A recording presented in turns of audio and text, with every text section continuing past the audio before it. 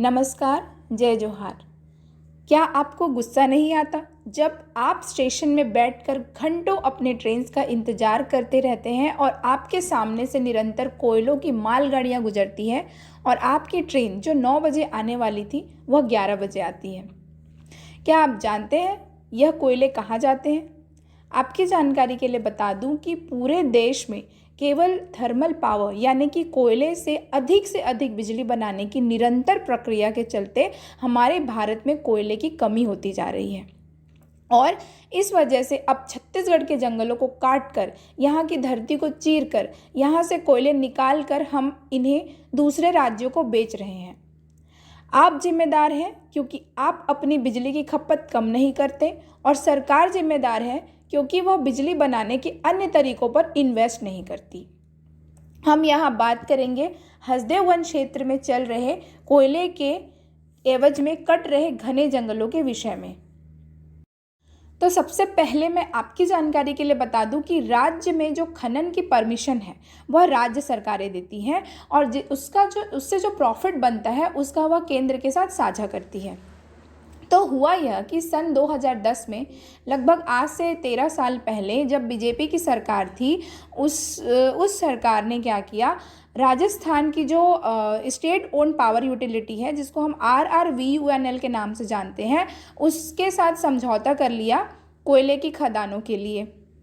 और फिर उसका जो खनन का जो काम होना था परसा ईस्ट कांटा भवन कोल फील्ड्स के थ्रू किया जाना था, जिसको हम PAKB के नाम से भी जानते हैं। अब जो खनन होना था वह 2 चरणों में होना था। पहले चरण में 762 हेक्टेयर जंगल काटे जाने थे और खनन की जानी थी। दूसरे चरण में 1136 हेक्टेयर काटे जाने थे और खनन की जानी थी। अब यह जो एरिया है वह छोटा एरिया है नहीं, काफ़ी बड़ा एरिया है, और इससे बहुत सारे जंगल कट जाएंगे, बहुत ज़्यादा वन्य जीव का नुकसान होगा, हर तरीके से पर्यावरण को बहुत भारी कि क्या बोलना चाहिए, हर्जाना भुगतना पड़ेगा। तो 2011 में सेंट्रल गवर्नमेंट में जो पर्यावरण विभाग में जो फॉरेस्ट पैनल था उसने इस पर ऑब्जेक्शन उठाया कि हम इस हद तक बायोडाइवर्सिटी का नुकसान नहीं कर सकते। पर हुआ यह कि केंद्र सरकार ने इस पर कोई अपने सीरियस थॉट्स या एक्शन नहीं लिए, और जो मामला है उसको निरंतर चलने दिया। अब फिर नेशनल ग्रीन ट्रिब्यूनल में चैलेंज किया गया। नेशनल ग्रीन ट्रिब्यूनल यानी कि राष्ट्रीय हरित न्यायालय NGT, जिसे जो पर्यावरण के लिए स्पेशली बनाया गया है और पर्यावरण के लिए न्याय करता है, उस पर चैलेंज किया गया। NGT ने यह मामला सुप्रीम कोर्ट में अपील कर दिया। सुप्रीम कोर्ट में अपील किया 2014 में। अब हुआ या 2010 में चालू था और 2014 आ गया। 2014 से 14 तक निरंतर कटिंग क्या हो रही है, फॉरेस्ट की हो रही है, बंद नहीं हुआ है। अब मामला चला।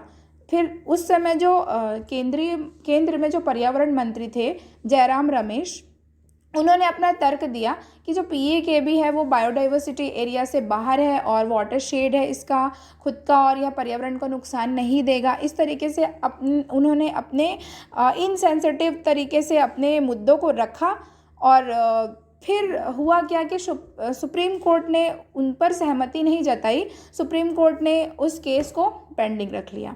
अब केस स्टे लगा हुआ है, परंतु यह अब क्लियर ही नहीं था कि पेड़ कटेंगे या नहीं, खनन की प्रक्रिया जारी होगी या नहीं। तो अब हो क्या रहा है, वहाँ पर तो केस लगा हुआ है किस चीज़ के लिए, पहले चरण के लिए, राइट, जिसमें 762 हेक्टेयर की कटाई होनी थी। अब केस पेंडिंग था, तो ग्राउंड लेवल पर तो यह क्लियर नहीं था कि काटना है या नहीं काटना है। तो काटने की प्रक्रिया निरंतर चलती ही रही है। कब तक, 2010 से लेके आज तक 2000 क्या आ गया 23 तक। तो चरण 1 के लिए भी प्रक्रिया लगभग चलती रही है। फिर आते हैं 2013 में। होता क्या है, अडानी एंटरप्राइजेस की जो सब्सिडरी अडानी माइंस है, उसने अब क्या किया कि वह राजस्थान की जो स्टेट जो गवर्नमेंट है उनकी जो पावर जनरेशन है RRVUNL, उसके साथ कॉन्ट्रैक्ट कर लिया और PAKB के साथ भी ट्रीटी कर लिया। और इसके तहत क्या हुआ कि उसको 450 मिलियन टन कोल रिजर्व अपने अधिकार में मिल गए, और वह इसकी खनन आराम से कर सकते थे। तो फिर 2022 में जब कांग्रेस की सरकार थी, तो मार्च 2022 यानी कि पिछले साल की ही बात है, हमारी जो कांग्रेस की सरकार है उसने भी क्या किया, चरण 2 के लिए परमिशन दे दिया। चरण 1 की प्रक्रिया तो वही है ही, फिर अब चरण 2 यानी कि फेज़ 2 जिसमें 1136 हेक्टेयर वनों को काटा जाना था, उसके लिए अप्रूवल दे दिया।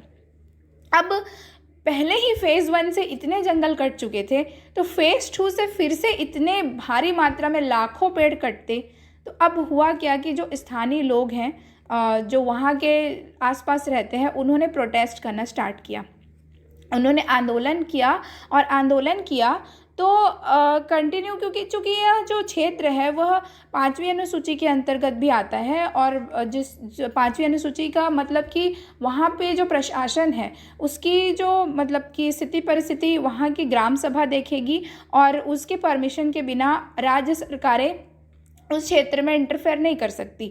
लेकिन उनसे बिना पूछे, या फिर हो सकता है कि फेक उनसे अग्रीमेंट लिया गया हो किसी तरीके से, चालबाजी के तरीके से, उनका यही कहना है, गांव वालों का यही कहना है कि उनसे परमिशन नहीं लिया गया है, और सरकार अपनी मर्जी से इस चीज़ पर ग्रीन सिग्नल देते हुए अडानी जो एंटरप्राइजेस है उनको काटने के लिए परमिशन दे देती है, और फिर वहीं से फिर कटिंग क्या हो जाता है, चालू हो जाता है। खनन जो की प्रक्रिया हमेशा निरंतर आगे बढ़ रही है। अब हुआ क्या कि लोगों के निरंतर प्रोटेस्ट की वजह से सरकार क्या करती है, थोड़ा सा मामला शांत कराने के लिए उसने क्या किया कि कोयले की खनन को क्या किया, उस दौरान बंद करवा दिया।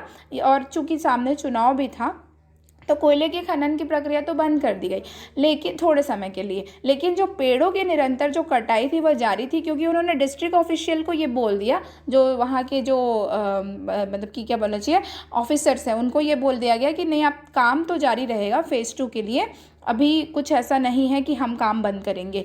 फिर अब होता क्या है कि चुनाव जैसे ही ख़त्म होता है, सारा कुछ हो गया। अब 22 तारीख, लगभग 21 या 22 दिसंबर की बात है, फिर से क्या होने लगा कि वहाँ पर अब कोल माइंस फिर से ओपन होके फिर खनन की प्रक्रिया जारी हुई, और बहुत ज़्यादा फिर से भारी मात्रा में क्या हो रहे हैं, निरंतर हज़ारों लाखों की मात्रा में पेड़ कट रहे हैं।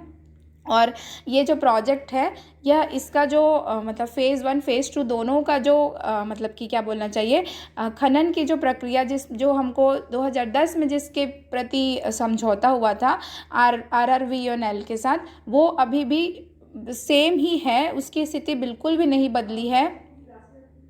और यह हम और आप के साथ घोर अन्याय है, और इस पर हमको कहीं ना कहीं एक्शन रिएक्शन लेना ही चाहिए, लेना ही पड़ेगा, बिकॉज इट्स आवर लैंड, और हम अपने साथ इतना बड़ा इनजस्टिस नहीं होने दे सकते हैं। और चलिए देखिए कि ग्राउंड लेवल पे क्या नुकसान हो सकते हैं। तो 4 लाख से ज़्यादा पेड़ कट चुके हैं, और अभी कई लाख और काटे जाएंगे, जिससे हमारे राज्य में बहुत से ज़िलों में नदी कैचमेंट एरिया ख़त्म होगा, और आने वाले समय में सूखापन, बंजर और पानी की समस्या बहुत अधिक तक बढ़ जाएगी। नुकसान यह होगा कि कोरबा से लेकर सरगुजा तक के बीच आने वाले हजारों की संख्या में गांवों के किसानों को पानी हसदेव में निर्मित बांधों और एनीकट से प्राप्त होता है।